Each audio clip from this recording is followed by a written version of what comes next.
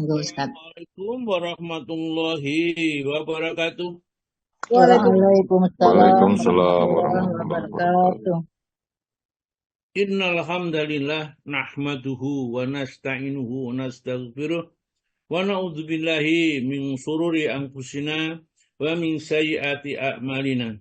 May yahdihillahu fala mudhillalah wa may yudlil fala hadiyalah.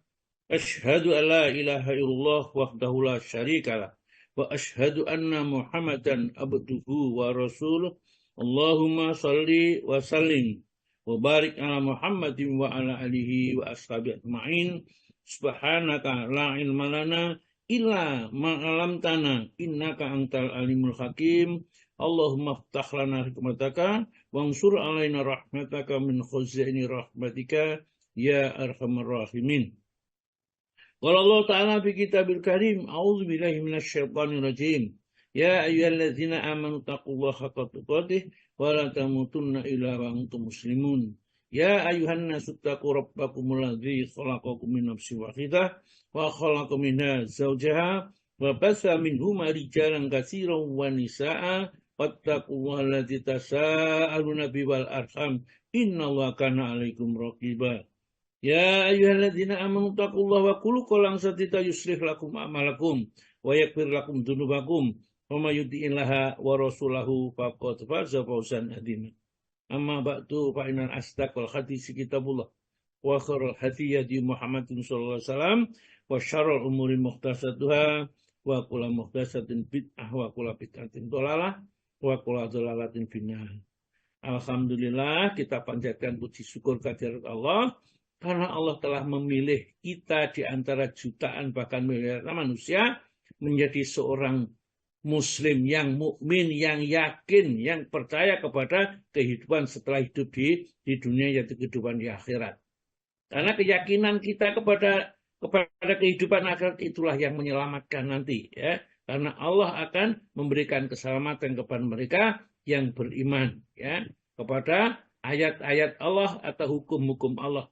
Nah, jamaah yang berbahagia, hari ini sebenarnya saya akan terangkan itu, tapi saya tidak yakin bahwa waktu yang disediakan itu mencukupi, ya, karena ada beberapa juga yang ingin saya sampaikan yang semuanya penting ternyata, ya, semuanya penting. Padahal sudah saya kira-kirakan ini di awal-awal saja saya terangkan, ya, sebelum mereka kumpul semuanya. Tapi ternyata juga masih ada yang penting yang perlu diketahui ini. Maka iman kalau kita sampai datangnya itu terlambat, kita ingin masuk surga duluan tapi ngaji terlambat, ya itu gimana ini? Ya, kita nggak konsekuen dengan apa yang kita inginkan. Kita ingin diistimewakan oleh Allah, tapi tidak pernah mengistimewakan Allah di dalam dirinya. Ya, karena kalau kita tanya bagaimanakah Allah itu terhadap kamu, sayang atau tidak, dekat atau tidak, kamu kepada Allah itu mau tanyakan kepada diri kita sendiri, bagaimana kita menempatkan Allah di dalam diri kita. Kalau kita menetapkan Allah dalam diri kita, ya, memang, ya, zat yang maha agung, yang maha luhur, yang dicintai Allah akan membalas cintanya seperti itu. Baiklah Ibu, mudah-mudahan nanti, ya, yang saya sampaikan, sekali lagi saya pesan, kalau yang saya sampaikan itu tidak berkenan karena bertentangan dengan Al-Quran dan hadis, satu, Ibu bisa tanya Jabri. Yang kedua, ya, Ibu tidak usah mengikuti apa yang tidak diyakini. Jadi tetaplah mengikuti apa yang diyakini selama ini, yang menurut Ibu atau Bapak semua sudah pakai dalil, sudah pakai kaidah yang benar. Jangan mengikuti sesuatu yang kita tidak jelas, ya. Apalagi kita masih ragu-ragu. Di sini saya hanya memaparkan, saya menyampaikan, ya. Fa innaka alaikal balad, tugasmu wahai Muhammad cuma menyampaikan, ya. Barang yang beriman, maka itu adalah keuntungan bagi dirinya. Barang siapa yang ingkar tadi, manih tada, bahwa yahtadi li nafsihi, ya, surat Al-Isra 15 tadi. Kalau mendapat petunjuk untuk berguna dirinya sendiri. Kalau sesat, membahayakan dirinya sendiri. Orang yang berdosa tidak akan mengikut dosanya orang lain, dan manusia tidak akan mendapatkan kecuali apa yang dikerjakan olehnya. Baiklah, Nah, kita awali ya membaca surat Al-Munafikun. Ya, kenapa saya pilih surat Al-Munafikun? Ya, sebenarnya surat-surat ini adalah supaya menguji keimanan. Karena di saat turunnya ayat Al-Quran itu banyak orang yang pura-pura. Ya, jangan sampai kita juga terkena penyakitnya orang-orang yang dulu ini. Mudah-mudahan kita selamat. Monggo dibaca, Ibu yang ditugasi siapa Bu? Bu Dwi? Arlina, Bu Sri Arlina Ustaz, itu sudah Ya, siap. Bu. Siti Harida, monggo Bu Sri ya. Ya, Ya. Ustaz. Assalamualaikum warahmatullahi wabarakatuh. Waalaikumsalam warahmatullahi wabarakatuh. Surat Al-Munafikun ayat 1 sampai ayat 9. A'udzu billahi minasy syaithanir rajim. Bismillahirrahmanirrahim. Idza ja'akal munafiquna qalu nashhadu innaka la rasulullah wallahu ya'lamu innaka la rasuluh wallahu yashhadu innal munafiqina lakadzibun. Ittakhadhu aymanahum junnatan fasaddu an sabilillah innahum sa'a ma kanu ya'malun. Dzalika bi'annahum amanu tsumma kafaru fatubi'a ala qulubihim fahum la yafqahun. Wa idza ra'aitahum tu'jibuka ajsamuhum wa yaqulu tasma' liqaulihim ka'annahum khusyubun musannadah yahsabuna kulla sayhatin alaihim humul aduwwu fahdharhum qatalahumullahu anna yufakun. Wa idza qila lahum ta'alau yastaghfir lahum rusulullahi lawaw ru'usahum wa ra'aitahum yasudduna wa hum mustakbirun. Sawa'un 'alaihim astaghfarta lahum am lam tastaghfir lahum la yaghfirullahu lahum innallaha la yahdil qaumal fasiqin. Kandungan arti surat Al-Munafikun ayat 1 sampai ayat 6. Dengan nama Allah yang Maha Pengasih, Maha Penyayang. Apabila orang-orang munafik datang kepadamu Muhammad, mereka berkata, kami mengakui bahwa engkau adalah Rasul Allah. Dan Allah mengetahui bahwa engkau benar-benar Rasulnya. Dan Allah menyaksikan bahwa orang-orang munafik itu benar-benar pendusta. Mereka menjadikan sumpah-sumpah mereka sebagai perisai. Lalu mereka menghalang-halangi manusia dari jalan Allah. Sungguh betapa buruknya apa yang telah mereka kerjakan. Yang demikian itu karena sesungguhnya mereka telah beriman, kemudian menjadi kafir. Maka hati mereka dikunci, sehingga mereka tidak dapat mengerti. Dan apabila engkau melihat mereka, tubuh mereka mengagumkanmu. Dan jika mereka berkata, engkau mendengarkan tutur katanya. Mereka seakan-akan kayu yang bersandar. Mereka mengira bahwa setiap teriakan ditujukan kepada mereka. Mereka itulah musuh yang sebenarnya. Maka waspadalah terhadap mereka. Semoga Allah membinasakan mereka. Bagaimanakah mereka dapat dipalingkan dari kebenaran? Dan apabila dikatakan kepada mereka, marilah beriman, agar Rasulullah memohonkan ampunan bagimu. Mereka membuang muka, dan engkau lihat mereka berpaling dengan menyombongkan diri.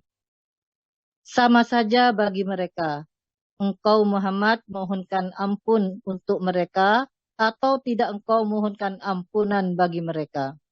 Allah tidak akan mengampuni mereka.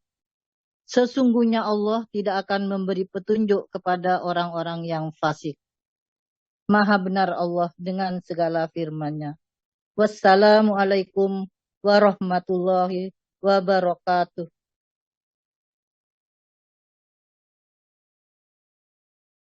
Waalaikumsalam Terima kasih warahmatullahi banyak wabarakatuh. Bu, ya terima kasih banyak Bu Sri Harlinah. Ini adalah hasil taksin bersama-sama dengan grup-grup yang lain. Monggo silakan ikuti taksin ya untuk memperbaiki bacaan-bacaan kita.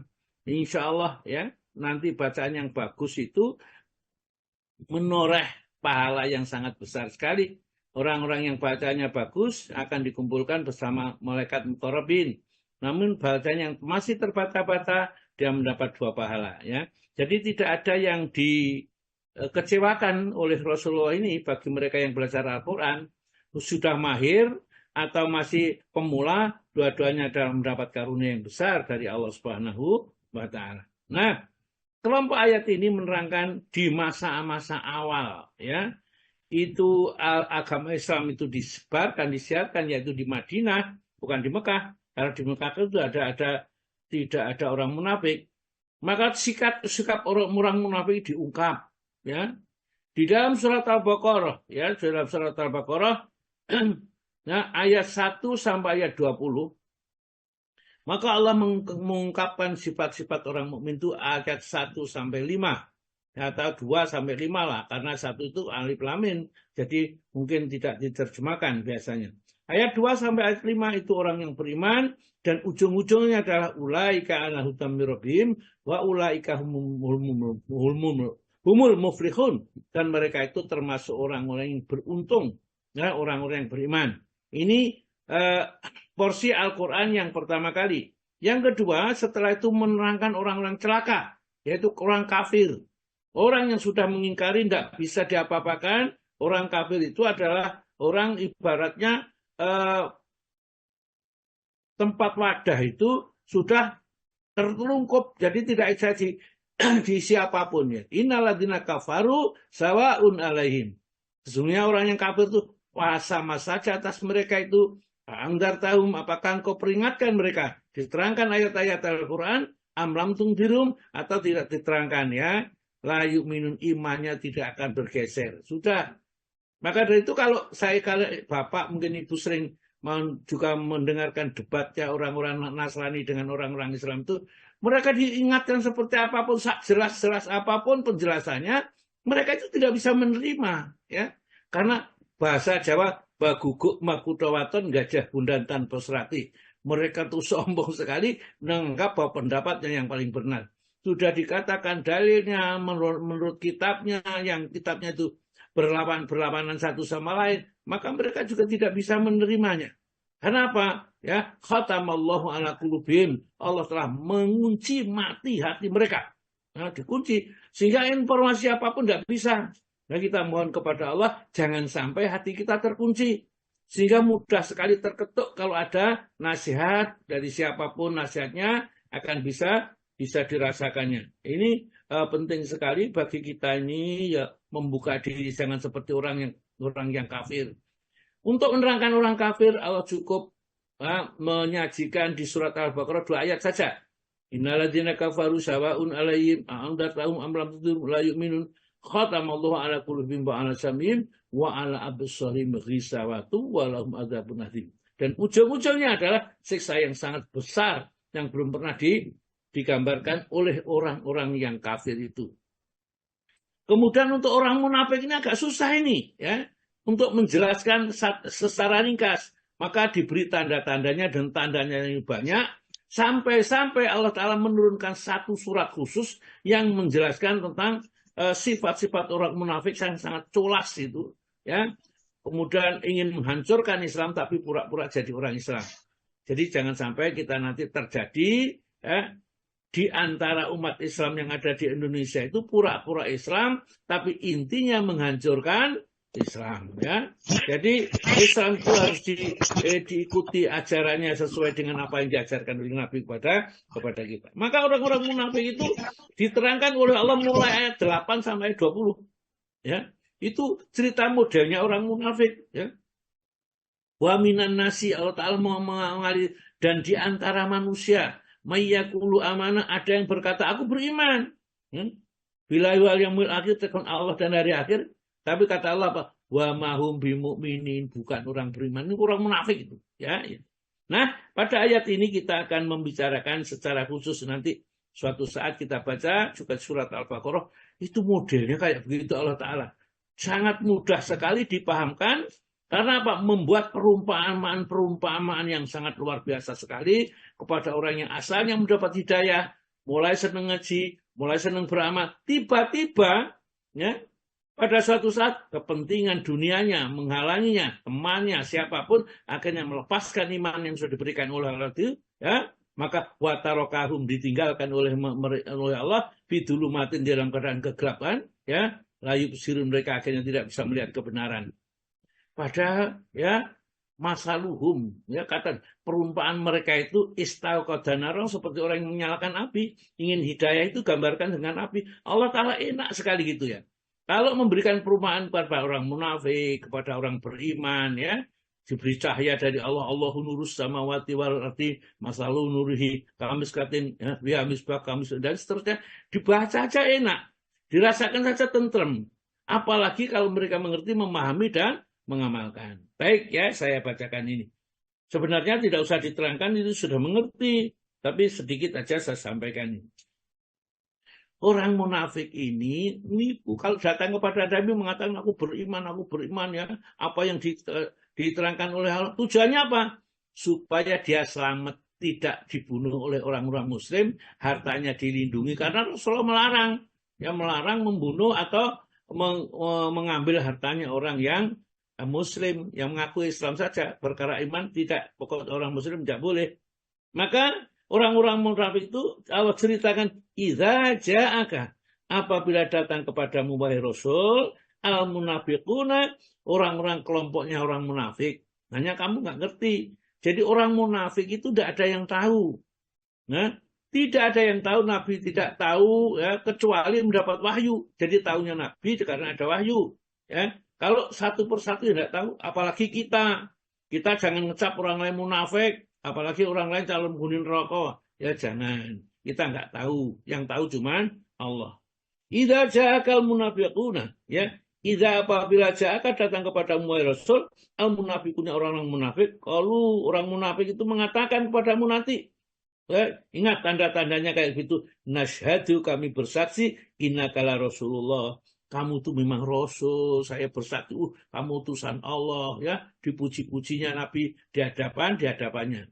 Sama barangkali kita, kalau ada orangnya kita puji-puji, supaya apa? Dikasih hadiah. Ya. Dipuji-pujinya itu munafik. Siapapun bentuknya, kalau model seperti itu, di dalam surat Al-Mulk, dia mempunyai kemunafikan di dalam hatinya. Ya. Sifat kemunafikan, apakah itu jadi munafik 100% atau berapa persen, itu Allah yang maha tahu ini. Innakala Rasulullah, wallahu ya, dan Allah ya lamu sudah mengetahui wahai Muhammad ya, innaka, kamu itu la Rasulullah, memang utusan Allah. Enggak usah disaksikan orang munafik itu, enggak usah. Ya, kamu itu memang utusan Allah. Ya, wallahu, dan Allah yashhadu, menyaksikan ya, atau menjelaskan kepada kamu tentang kata-kata orang munafik itu, innal munafikinya, sesungguhnya orang munafik itu lakadzibun, benar-benar berdusta. Omongannya tidak sama dengan apa praktek dalam kehidupannya. Ya. Maka dari itu tadi di surat Al-Baqarah ayat 8 itu, wa minan nasi may yaqulu amanna billahi wa bil yaumil akhir wa ma hum bimumin. Apa tujuannya ayat 9? Yukhadi'unallaha walladzina amanu. Mereka akan menipu Allah dan orang yang beriman. Wa ma yakhda'una illa anfusahum, mereka tidak menipu kecuali dirinya sendiri. Jadi amalnya tidak diterima, sudah mengeluarkan biaya yang banyak, itu namanya orang tertipu. Surga yang dimimpikan kita dapatkan sama sekali tidak ada, karena amalnya bukan karena Allah. Nah, ciri yang kedua berikutnya di ayat yang kedua ini. Ittakhadhu aymanahum. Mereka menjadikan, takhadhu itu sebenarnya menjadikan aymanuhum, sumpah-sumpah mereka. Jadi orang munafik itu senangannya sumpah, ya. Menjadikan sumpah mereka junatan sebagai perisai, ya. Untuk fasodu, kemudian mereka menghalangi angsabilillah pada orang-orang di jalan Allah. Kamu tak tuturi ya, kamu saya nasihati, saya itu ikhlas karena Allah. Kamu harus begini, harus begini, harus begini. Nah, omongannya saya seperti itu, ya. Kemudian innahu, kata Allah Ta'ala, ya, innahum, sesungguhnya mereka itu sa'a makanu ya'malun, perbuatan itu sungguh buruk, yang menghalangi manusia ke jalan Allah, menipu manusia, ya, sehingga seakan-akan dia telah memberi petunjuk ke jalan yang baik, ya. Mengapa bisa demikian, ya? Allah menjelaskan. Jadi Al-Quran itu cerita sendiri kepada kita kalau kita baca itu. Zalika bi'annahum, yang demikian itu diantara, ya, karena sesungguhnya mereka, yaitu orang munafik itu, amanu, asalnya beriman. Dulu tuh beriman kepada Nabi, ya, kepada ini sudah dikasih tahu akan dapat ini, dapat ini, dapat ini kalau mau beriman, ya. Namun oleh karena orang beriman itu harus berjuang, harus jihad, harus infak, harus sedekah dan lain-lainnya, maka dia nggak senang kalau itu. Maka sumaka faru, dengan kafir lagi, murtad lagi. Ya, sudah dapat petunjuk jadi murtad lagi. Maka kata Allah, maka Allah mengunci mati, tutup rapat-rapat ala qulubihim, atas hati mereka, wahum layak wahum, maka mereka tidak jelas, tidak ngerti yang diterangkan apa di dalam agama itu. Diterangkan hadis sahih nggak ngerti, hadis diterangkan ayat Quran yang nggak ngerti. Pokoknya nggak bisa masuk sudah. Ya. Kita ngaji, kelihatannya matanya menteleng, tapi nggak bisa ngerti apa-apa. Istighfarlah, ya, mohon ampunlah kepada Allah. Itu barangkali karena maksiat yang kita kerjakan, ya, kita meragukan Nabi, atau mungkin pernah di dalam hati kita mencaci ajaran Islam ini, ya. Ini mudah-mudahan kita ini. Kemudian ciri yang kedua berikutnya itu. Tadi dijelaskan pada ayat yang ketiga, yang demikian itu karena mereka asalnya iman jadi kafir, ya, maka ditutup oleh Allah hatinya. Wa idza ra'aitahum, kalau kamu lihat mereka ini orang-orang munafik itu, tuh jibuka ajak samuhum, tubuh-tubuhnya mengagungkan kamu, pakai dasi, pakai sepatu, ya, kata-katanya itu sangat menarik sekali, baca Al-Qur'an seakan-akan sangat fasih, ya. Waduh, makhrajnya hebat. Tetapi mereka tidak ada apa-apanya. Itu ada terjadi. Ya, kalau orang-orang Arab kan memang gitu. Ya. Wa idza ra'aitum tu'jibuka ajsamuhum. Wa iyaqulu, kalau mereka berkata memberi nasihat, ya, tasma' liqaulihim, kamu dengarkan ucapannya. Waduh, ini hebat orang ini, ya. Namun sebenarnya kondisinya itu ka'annahum khusubun musannadah, dia seperti kayu yang bersandar.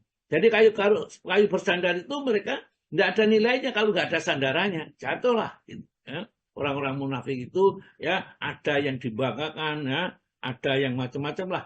Pokoknya mereka itu masih belum bersandar sebenarnya kepada Allah. Ya sabuna kula sayhatin alaihim. Dia menyangka kalau ada orang ngomong itu rasanya aku paling-paling, itu membicarakan saya, ya, itu tujukan kepada saya, ya. Kata Allah Ta'ala, humul adu, itu musuhmu yang sebenarnya, fakhdaruhum, hati-hati kepada mereka. Ya, yang seperti ini, ya, seperti disebutkan tadi, ya. Qatalahumullah, mudah-mudahan Allah membinasakan mereka orang yang munafik itu, karena yang tahu sesungguhnya semuanya hanya Allah, kita tidak tahu, ya. Sedangkan orang munafik disebut anna yufakun, bagaimana kamu bisa dipalingkan dari kebenaran? Asalnya beriman kepada Rasul, mengikuti ajaran Rasul, tiba-tiba ditinggalkan saja, padahal kamu tahu bahwa ajaran Rasul ya ada yang paling benar, ada ajaran yang paling bisa diikuti, ya. Cirinya lagi orang munafik itu, ya, ini. Wa idza qila lahum ta'alu yastaghfirakum Rasulullah, ya. Apabila dikatakan kepada mereka, ya, ta'al marilah, ya. Yes, marilah, ya. Wa idza dan apabila kira dikatakan lahum kepada mereka ta'ala, marilah kita kembali kepada Islam. Kita mengikuti ajaran Rasulullah. Yastaghfiru lakum. Rasulullah, maka Rasulullah akan memohonkan ampun atas kemunafikanmu, atas ketucurasanmu, diaminkan ampun oleh Rasulullah. Karena Rasulullah itu utusan Allah, yang apapun yang diminta oleh Allah pasti akan diberikan. Maka kata Allah ini, lawau ru'usahum, mereka memalingkan atau membuang muka mereka, ya, ru'usahum, kepala mereka. Wa ra'aitahum, dan kamu lihat orang munafik itu, ya suduna, yang tetap menghalang-halangi, ya, belakang menghalangi agama Islam, dan dia tidak mau beriman, wahum yang mustakbirun, dan dialah termasuk orang-orang yang menyombongkan diri. Coba aja, Bran. Kalau Bapak misalnya seneng nyetel, ya, satu saat debat orang Muslim dengan orang non-Muslim, dengan Nasrani ini, kadang-kadang saya menarik sekali. Kadang-kadang sudah dijelaskan betul-betul firman Allah itu tidaklah keliru. Sumum bukmun umyum bahum layak cilun, mereka itu tuli buta, nggak bisa menggunakan akalnya. Sudah akalnya dituntun satu persatu untuk mengarah kepada keimanan kepada Allah, ya tidak bisa. Jadi dia tetap mengangkat manusia jadi Tuhan. Nah itulah. Oleh karena itu Allah menjelaskan di dalam ayat yang terakhir ayat 6, sawa'un alaihim. Akhirnya Allah memutuskan sama saja atas mereka itu.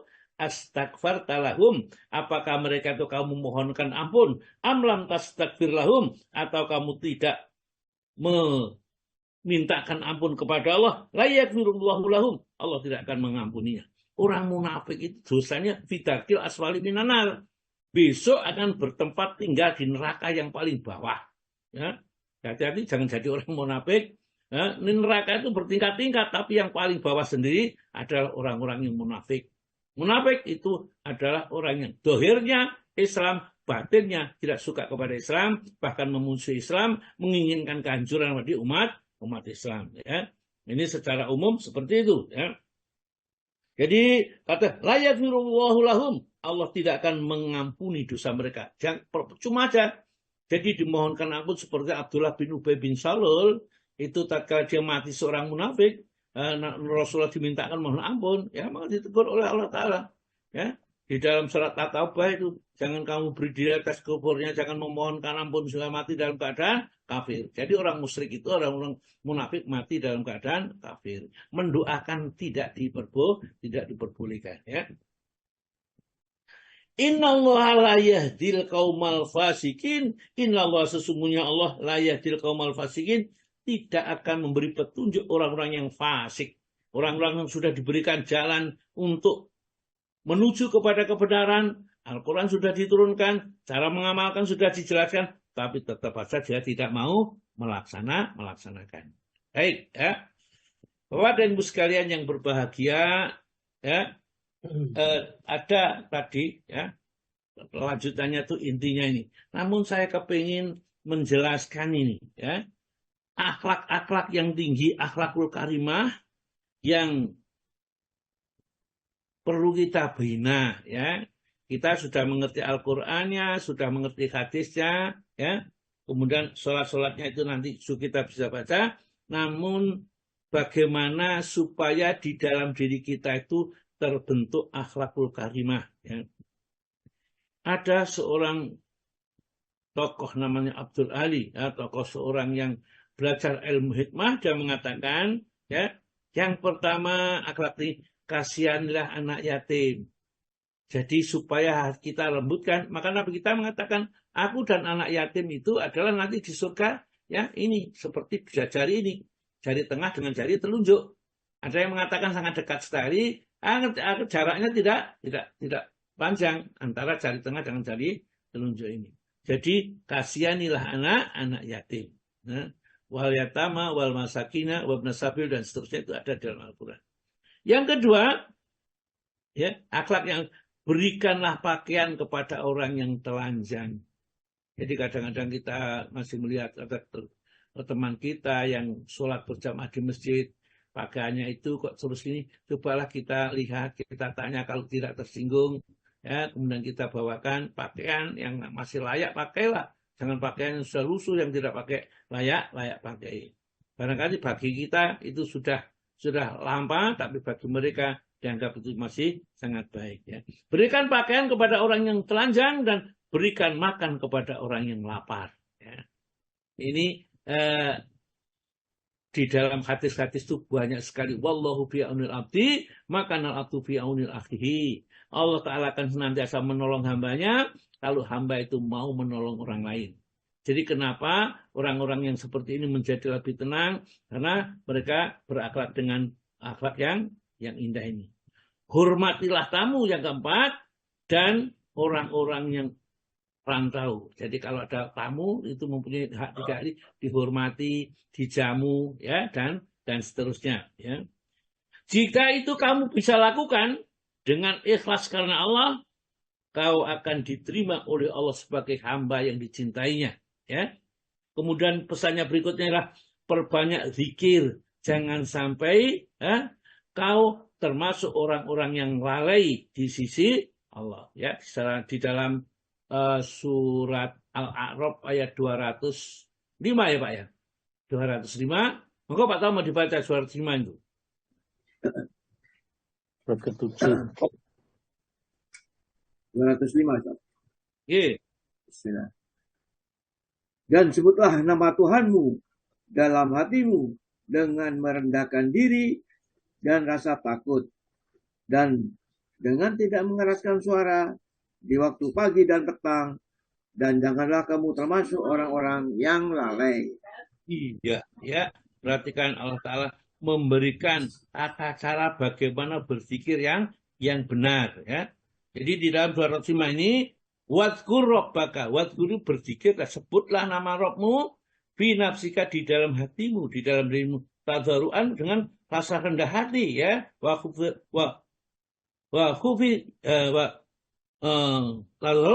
khifatan, dan dengan rasa yang sangat penuh ketakutan, ya. Waduna jali minal qauli, dan tidak mengeraskan suara, bil ghudwi wal asal, baik di waktu pagi maupun di waktu petang, wala taku minal ghafilin, jangan menjadi orang yang lalai mengingat kepada Allah. Jadi perjalannya zikir, jangan sampai kau termasuk orang-orang yang lalai di sisi Allah. Yang keenam, tunaikan sholat malam meskipun hanya 2 rakaat. Nah ini ya, karena apa? Membentuk pribadi manusia yang akan mempunyai sifat lemah lembut. Maka di Nabi kita punya sifat sangat-sangat lemah lembut sekali karena dia tidak pernah meninggalkan sholat malam, bahkan bagi Nabi wajib hukumnya sholat malam. Wa minalail fatahajat itu di dalam surat Al-Isra ayat 79 ya, itu wajib bagi Nabi, namun bagi kita adalah sunnah hukumnya. Ya, sebab 2 rakaat di malam hari lebih baik daripada 1000 rakaat di siang hari. Ya, inna nasyatal laili ya asyatu wat kemukila inna laka fin nahari sabqan tawila. Di dalam surat Muzammil ya, ayat yang ke-5 ke-6 itu. Sesungguhnya kamu ya, kalau di malam hari itu bacaannya lebih nandes, lebih mengena. Kalau di siang hari itu kesibukannya banyak ya. Jadi bangun di waktu malam, sholat 2 rakaat yang dihayati lebih baik daripada sholat 1000 rakaat, seakan-akan seperti itu. Yang ketiga adalah jangan mengejek musibah yang menimpa seseorang. Orang itu kadang-kadang sukanya itu meremehkan, ya. Orang ditimpa musibah itu, waduh, karena kamu dosa, karena kamu ini. Enggak. Kadang-kadang Allah justru untuk membersihkan dosa-dosa yang pernah lalu, itu dengan diberikan satu musibah. Sabar atau tidak sabar. Jangan sampai sabar itu sudah terjadi kalau kita sudah di neraka. Ya. Maka isbiru walatasbiru, kalau sabar atau tidak sabar, sawa'un alaikum, sama saja.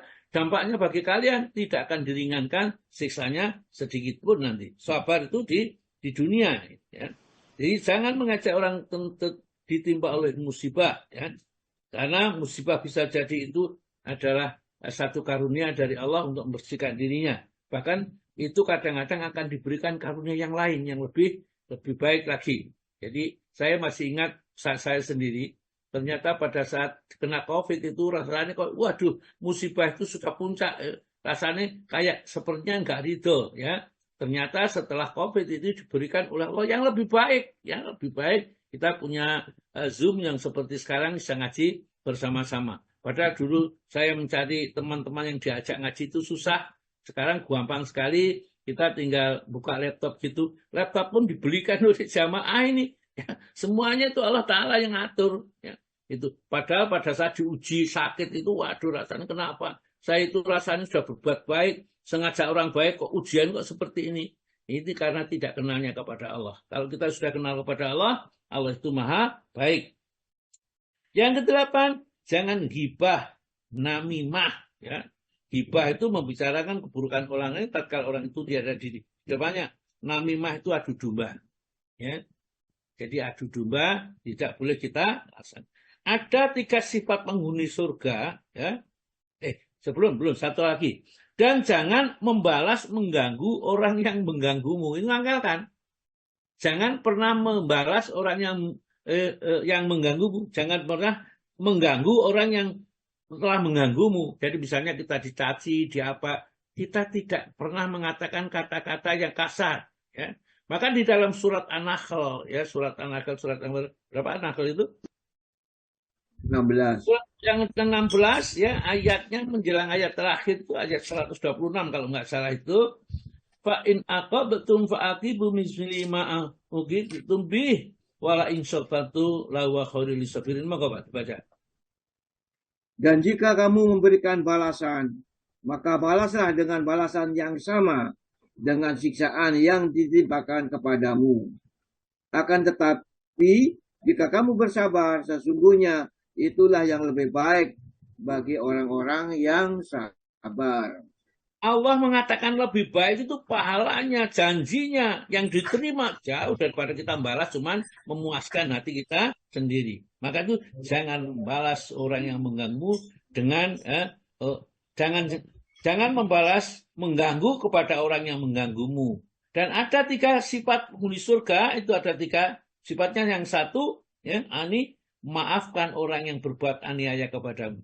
Kalau ada orang zalim kepada kita, berbuat seenaknya, ngomong aja juga tidak dipikirkan akibatnya menyinggung perasaan atau tidak, maafkan ya orang yang berbuat zalim kepadamu. Jadi susah ini memang. Penghuni surga itu mempunyai sifat diantaranya salah satu adalah memaafkan orang yang berbuat zalim kepada kita. Yang kedua, berilah kepada orang yang bakhil. Orang yang bakhil tidak pernah memberi kita, justru kadang-kadang kita misalnya ada orang pulang umroh, tetangga semua diberi. Loh, kita sendiri tetangga yang dekat itu loh, kurmanya nggak dikai, nggak usah sedih ya. Justru kalau kita sendiri mendapat sesuatu, kirimi orang itu, ya seperti itu nasihatnya. Berilah pada orang yang bakhil kepadamu, dan yang terakhir adalah ya, berlakulah baik pada orang yang jahat kepadamu. Coba nasihat-nasihat itu adalah nasihat-nasihat yang luar biasa. Ya. Nasihat-nasihat yang luar biasa. Baik, ya kita nanti lanjutkan pada berikutnya tentang nasihat-nasihat itu. Sekarang kita masuk materi yang akan kita bahas, yaitu melanjutkan kemarin apa Pak? Kedudukan dan keistimewaan sholat di dalam Islam menurut Al-Quran. Iya, betul. Kedudukan dan keistimewaan sholat di dalam Islam.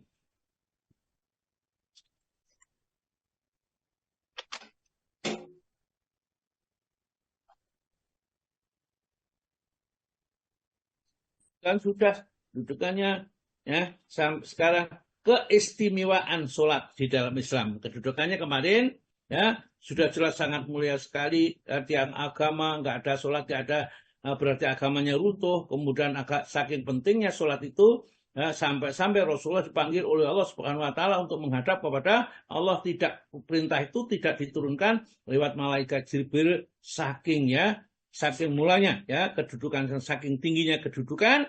Dan ternyata ya sholat itu dihubungkan dengan iman. Jadi orang yang sholat dengan baik berarti imannya dengan baik. Dan nanti diterangkan juga bahwa sholat itulah yang terakhir akan terlepas dari kita. Sehingga kalau sudah lepas orang itu tidak sholat, seluruh agama yang dimilikinya tidak ada artinya. Sekarang keistimewaannya. Ya. Keistimewaan sholat memiliki beberapa keistimewaan yang tidak dimiliki oleh amal-amal yang lain. Keistimewaan pertama menurut ensiklopedia sholat itu, ya, sholat disebut sebagai iman. Ya. Jadi Allah Ta'ala menyebutnya sholat itu sebagai iman. Jadi orang yang tidak sholat ya tidak ada iman. Jadi sholat jadi iman disebutkan dalam surat Al-Baqarah, surat nomor 2 ayat 143. Wa ma kana Allahu liyudhi'a imanahum innallaha bin-nasi laraufur rahim. Monggo Pak Tomo. Ayat berapa, Ustaz? 143. 143. Dan demikian pula kami telah menjadikan kamu umat Islam, umat yang adil dan pilihan, agar kamu menjadi saksi atas perbuatan manusia dan agar Rasul Muhammad menjadi saksi atas perbuatan kamu. Dan kami tidak menetapkan kiblat yang menjadi kiblatmu sekarang, melainkan agar kami mengetahui supaya nyata. Maksudnya siapa yang mengikuti Rasul dan siapa yang membelot. Dan sungguh pemindahan kiblat itu terasa amat berat, kecuali bagi orang-orang yang telah diberi petunjuk oleh Allah. Dan Allah tidak akan menyia-nyiakan imanmu. Sesungguhnya Allah Maha Pengasih lagi Maha Penyayang kepada manusia. Ya, di ujungnya ayat di ujung itu, di ujungnya ayat Allah mengatakan wa makanallahu liyudhi'a imanakum innallaha linasi laraufur rahim. Ya. Di itu yang diambil oleh pengarang kitab ini yang menyatakan bahwa sholat itu adalah iman, karena wa makanallahu dan tidaklah Allah liyudhi'a menyia-nyiakan imanakum, iman kalian, maksudnya sholat kalian itu tatkala belum pindah dari Masjidil Aqsa ke Masjidil Haram. Karena pada saat perpindahan itu para sahabat bagaimana tuh saudara-saudara kita yang meninggal dunia, padahal pada saat itu sholatnya masih menghadap Masjidil Aqsa. Maka Allah Ta'ala turunkan ayat di ujungnya itu wa makanallahu liyudhi'a imanakum innallaha bin-nasi laraufur rahim. Sesungguhnya Allah itu terhadap manusia itu sangat pengasih dan penyayang. Kemudian kata sholat secara khusus disebut disebut dengan tujuan untuk membedakan di antara beberapa syariat, ya. Jadi supaya antara sholat dengan syariat itu ada bedanya, pada kebaikan sudah nanti sholat disebut tetap sendiri. Seperti disebutkan di dalam surat Al-Ankabut ayat yang 45. Monggo Pak dibaca seluruhnya.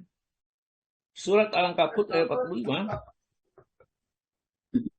Surat 29. Ayat ke berapa? 45. 45. Ya. Bacalah apa yang telah diwahyukan kepadamu, yaitu Alkitab atau Al-Quran, dan dirikanlah sholat. Sesungguhnya sholat itu mencegah dari perbuatan-perbuatan keji dan mungkar. Dan sesungguhnya mengingat Allah atau sholat adalah lebih besar keutamaannya dari ibadah-ibadah yang lain. Dan Allah mengetahui apa yang kamu kerjakan. Masya Allah. Jadi Al-Quran itu memberi solusi. Kalau diperintahkan, perintah itu ada manfaatnya. Perhatikan perintah Allah. Utlu, bacalah, ya, bukan ikra. Ya. Utlu itu membaca dan mengikuti tuntunannya yang terkandung di dalamnya itu.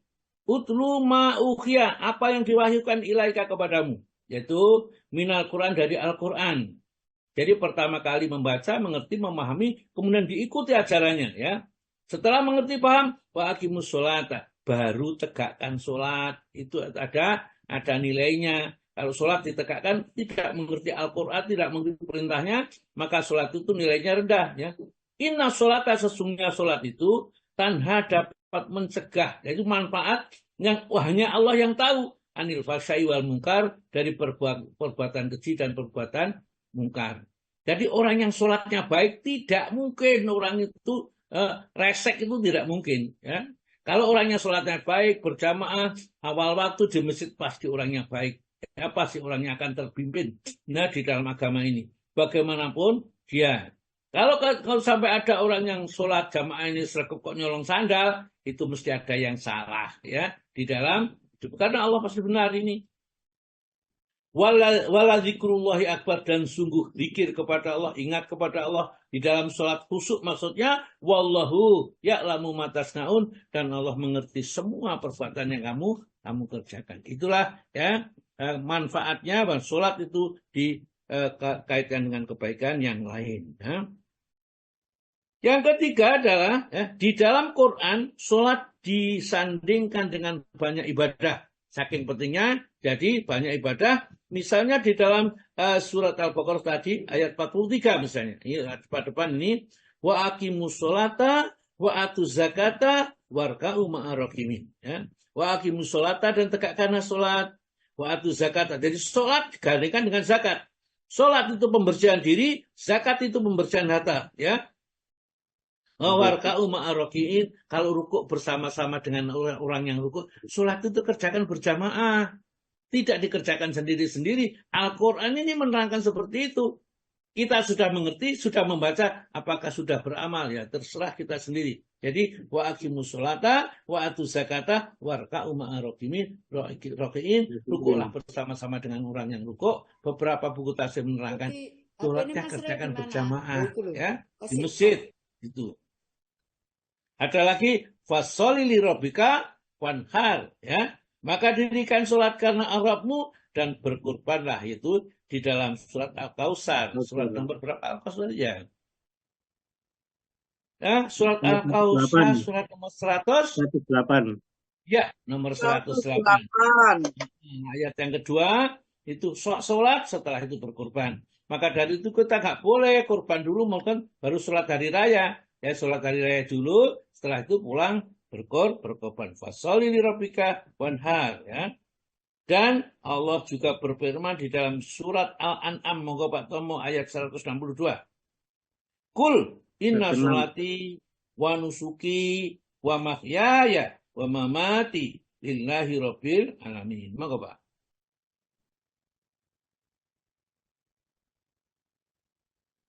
Pak Sutomo, nggak ada? Ya, Ustaz, ya. Surat Al-An'am, Ustaz. Al-An'am 162. Ya, saya tadi keliru kanan, Bismillah, 162. Katakanlah sesungguhnya sholat ibadahku. Sudah betul? Ibadahku, hidupku, dalam. Dan Iya, matiku. ya. Ya, agak terputus-putus Pak Tomo. Kul katakan Rasul, ya.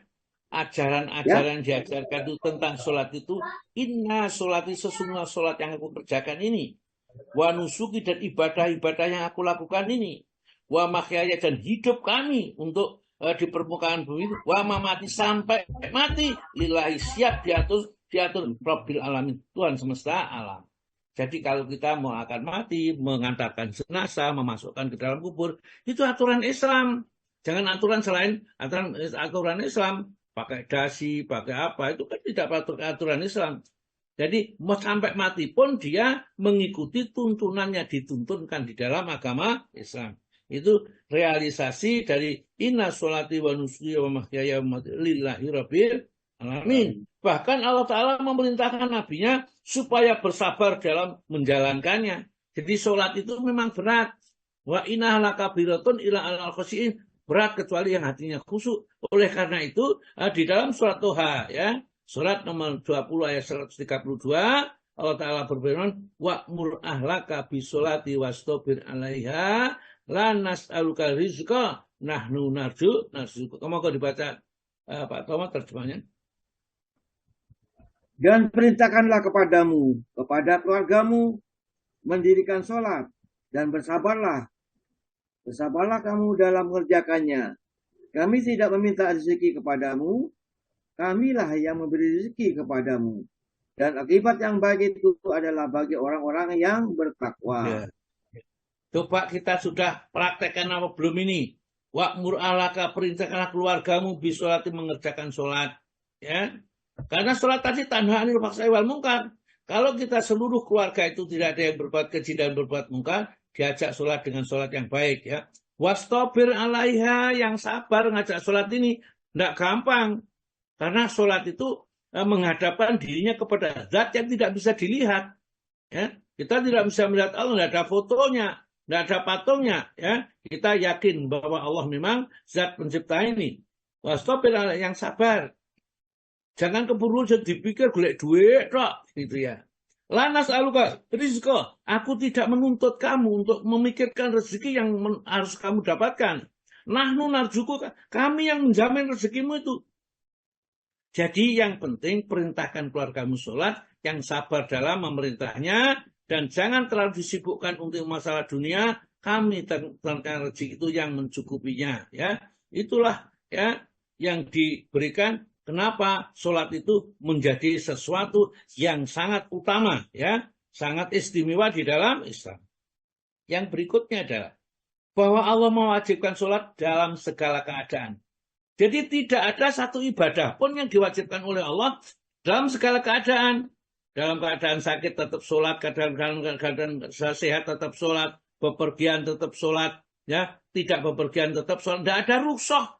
Ya, yang dirusohi hanya boleh dijamak, boleh dikosor, ya, dan seterusnya itu. Atau mungkin kalau dalam keadaan sulit gak bisa wudhu, ya, masih diperbolehkan sholat apa adanya. Tapi sholat itu sendiri tidak menerima uzur atau halangan.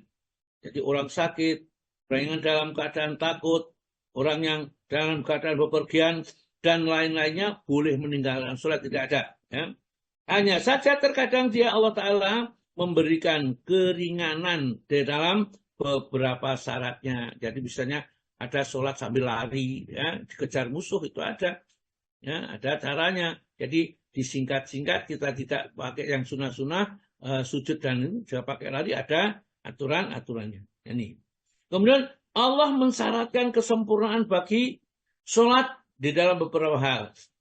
Jadi sholat itu harus disempurnakan. Maka dari itu Allah mengatakan qad aflahal mu'minun, ya, sungguh beruntung orang-orang yang beriman.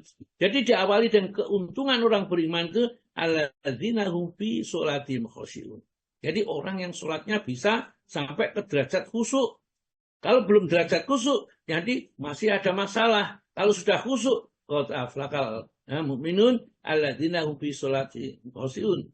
Apa tandanya? Pertama, orangnya sudah sholat khusyuk itu, orang itu sudah mulai tidak suka membicarakan yang tidak ada perlunya. Membahas masalah ini, tidak ada perlunya, tidak usah bicarakan.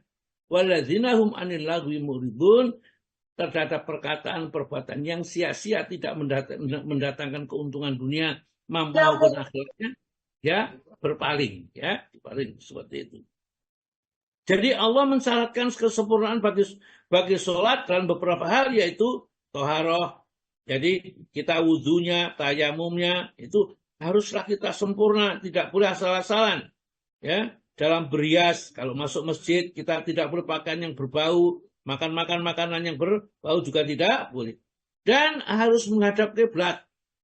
Ini tidak ada ibadah lain, puasa harus menghadap kiblat, puasa harus pakaian bagus, tidak ada. Ya, hanya sholat. Ya, ini yang akan ada seperti itu yang tidak diajarkan dalam ibadah lainnya. Yang ketujuh, di dalam sholat dipergunakan seluruh anggota tubuh manusia, mulai hatinya mengingat Allah, lisannya mengucapkan doa-doa, zikir-zikir kepada Allah, dan seluruh anggota tubuh, rukuk, sujud, dan iktidalnya. Ini ditetapkan ibadah untuk dirinya. Itu khusus, nggak ada ibadah yang lain seperti sholat ini. Maka sholat itu adalah istimewa perintah Allah. Itu sebabnya sholat itu nanti akan menjadikan sebab bahwa dia akan masuk surga tanpa dihisab, tanpa diazab, kalau benar, ya, kita mengerjakannya. Yang ke-8, ketika mengerjakan sholat, kita dilarang menyibukkan dengan kegiatan lainnya, meski itu hanya sekedar lintasan perasaan dalam hati. Jadi kalau kita sudah Allahu Akbar, lupakan semuanya, kecuali Allah saja yang kita ingat. Karena kita sudah menyebutkan Allahu Akbar, Allah Maha Besar, selain Allah sama sekali tidak besar. Ya, maka layaklah selain Allah itu kita kesampingkan. Jangan sampai setelah takbir Allah Akbar, iya ya bronjo. Ya, tadi hari ini mestinya masa ini, tadi dimintain dan seterusnya. Hilangkan. Jadi kalau sudah sholat, semua urusan dunia dihilangkan dari pikiran kita. Yang kesembilan, sholat merupakan ajaran Allah yang dipegang teguh oleh para penghuni langit dan bumi, yang menjadi kunci bagi syariat-syariat para nabi. Tidak seorang nabi pun yang diutus melainkan disyariatkan kepadanya sholat. Itu Nabi Ismail, ya, kemudian Nabi Ibrahim, semuanya Nabi Musa, Nabi Isa sholat. Nah, sholatnya bagaimana? Kita tidak diketahui dan tidak diterangkan. Bahkan di dalam surat Al-Qiyamah, ini sholat itu sudah disandingkan dengan pembenaran. Ya. Jadi orang yang sholat itu berarti orang yang jujur, orang yang benar. Allah berfirman di dalam surat Qiyamah ayat 32, wala sodako, wala sholah, walakin kadzdzaba wa tawalla. Ya. Mereka yang celaka itu tidak sodako, tidak membenarkan Rasul dan Al-Quran, ajaran Islam ini, wala sholah, dan juga tidak mengerjakan sholat, celakanya. Walakin akan tetapi, kadzdzaba, dia mendustakan, wa tawalla, dan dia berpaling dari kebenaran. Baik, sampai di sini dulu sementara. Mungkin nanti akan saya lanjutkan di Senin yang akan datang, karena setelah itu liburan. Ya. Maka kalau ada mau tanya, sekarang mumpung belum libur, silakan bertanya. Dan hari ini adalah hari yang terakhir sebelum libur, ya, karena besok itu sudah libur. Semua kena libur, saya tidak kena libur sama sekali. Ya. Ini rahmat dari Allah Subhanahu wa Ta'ala. Monggo, silakan kalau ada yang bertanya, monggo berdiri, saya kembalikan